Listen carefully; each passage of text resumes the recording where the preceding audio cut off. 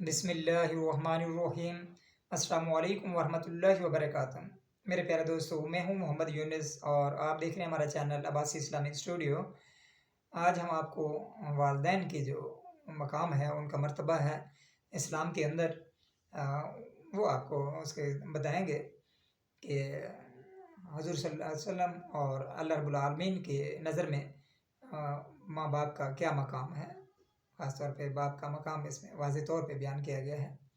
تفسیر قرطبی میں بیان کیا گیا ہے، ایک صحابی نبی کریم صلی اللہ علیہ وآلہ وسلم کی خدمت میں حاضر ہوئے اور عرض کی، یا رسول اللہ صلی اللہ علیہ وآلہ وسلم، میرا باپ میرا سارا مال خرچ کر دیتا ہے اور مجھ سے پوچھتا بھی نہیں ہے۔ نبی کریم صلی اللہ علیہ وسلم نے ارشاد فرمایا کہ اس کے باپ کو بلا کر لاؤ۔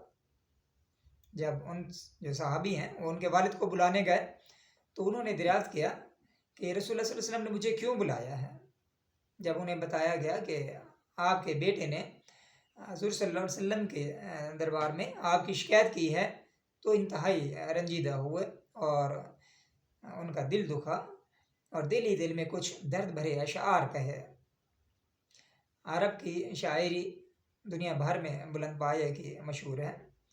وہ دردناک اشعار کو ذہن میں اور دل میں دہراتے ہوئے رسالت مآب صلی اللہ علیہ وسلم کی درگاہ میں حاضر ہوں، تو ابھی وہ اشعار زبان سے ادا نہیں کیے تھے بلکہ صرف دل ہی دل میں کہے تھے۔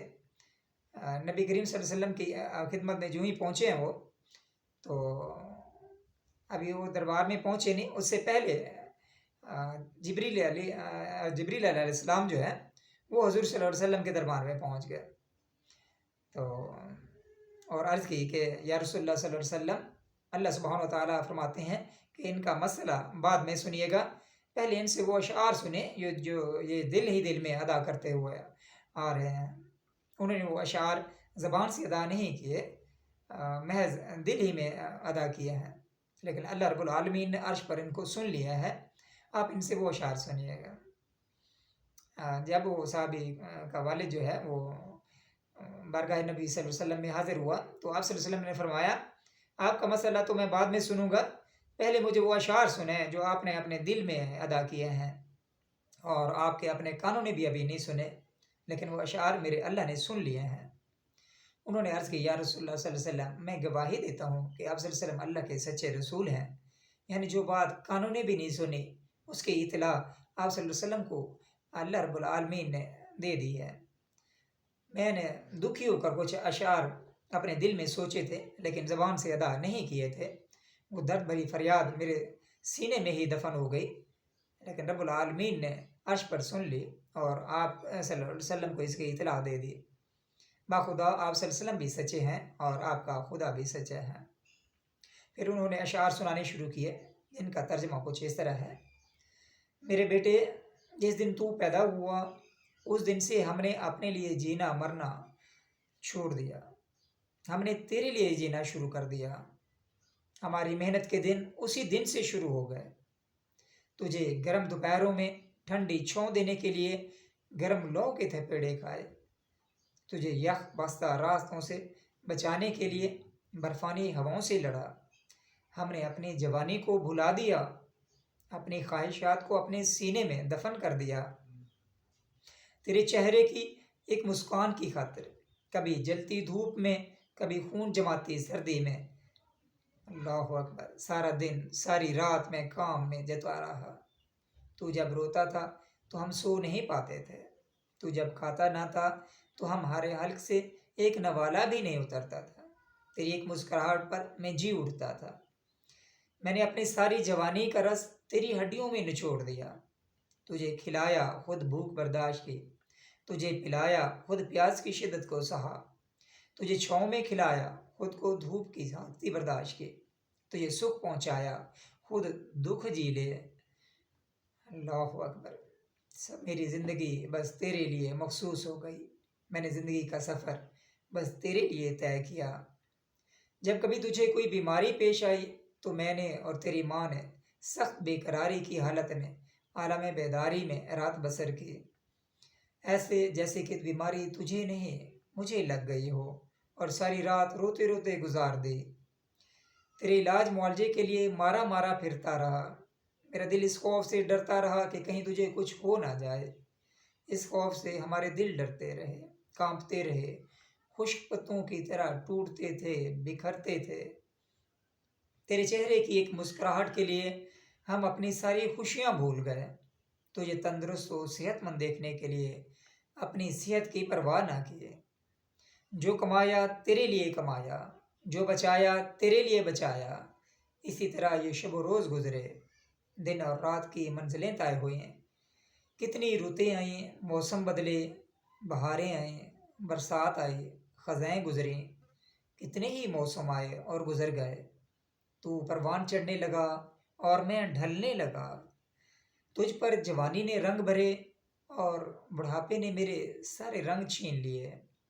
تو قدآور درخت کی طرح سیدھا ہوتا گیا اور میری کمر کمان کی طرح جھکتی گئی۔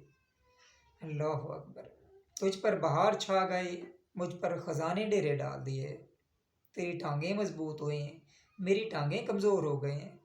تیرے بازو مضبوط ہوئے، میرے ہاتھ کانپنے لگے۔ تو گڑیل جوان ہوا، میری ہڈیوں میں بڑھاپا اترا۔ تو اکڑ کر اترانے لگا اور میں لڑکھڑانے لگا۔ تو توانا ہو کر جوان ہوا اور میں آسرے کا محتاج ہو گیا۔ پھر میں نے سوچا کہ میں نے اسے انگلی پکڑ کر چلنا سکھایا ہے، اس کا ہاتھ پکڑ کر چلوں گا۔ اپنے کندھے اور گود میں اس کو سواری کرائی ہے، اس کے لیے در در کی ٹھوکریں کھائی ہیں، اس کے لیے تڑپتا تھا، اس کی زندگی کے لیے دعائیں مانگتا تھا۔ آج جب کہ میں بوڑھا ہو گیا ہوں تو یہ میری انگلی پکڑے گا، میرا ہاتھ تھامے گا۔ میں اس کا سہارا بنا تھا، آج یہ میری لاٹھی بنے گا۔ اب زندگی کی آخری سانسیں سکون سے تیری چھاؤں میں بیٹھ کر گزار دوں گا۔ لیکن جب تجھ پر جوانی کی لہر دوڑے اور مجھ کو بڑھاپے نے گھن کی طرح چاٹ لیا، یکدم میرے بیٹے تیری آنکھیں ماتھے پر چڑھ گئیں، تیرے تیور ہی بدل گئے۔ تو نے میری ریاستوں کا بدلہ ترش روئی اور سخت گوئی سے دیا۔ تیرے الفاظ میرا سینہ چین کر رکھ دیتے، گویا کہ تو ہی مجھ پر احسان و انعام کر رہا۔ تو مجھے ایسے دیکھنے لگا جیسے میں تیرا باپ نہیں، تیرا نوکر ہوں۔ میں تیرا نوکر ہوں اور تو میرا مالک ہے۔ تو مجھے ایسے دیکھنے لگا۔ اللہ۔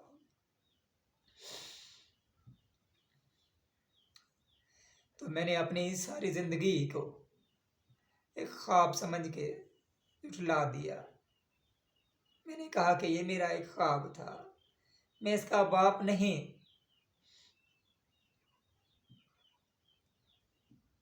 میں تو صرف تیرا نوکر ہوں، تو میرا مالک ہے۔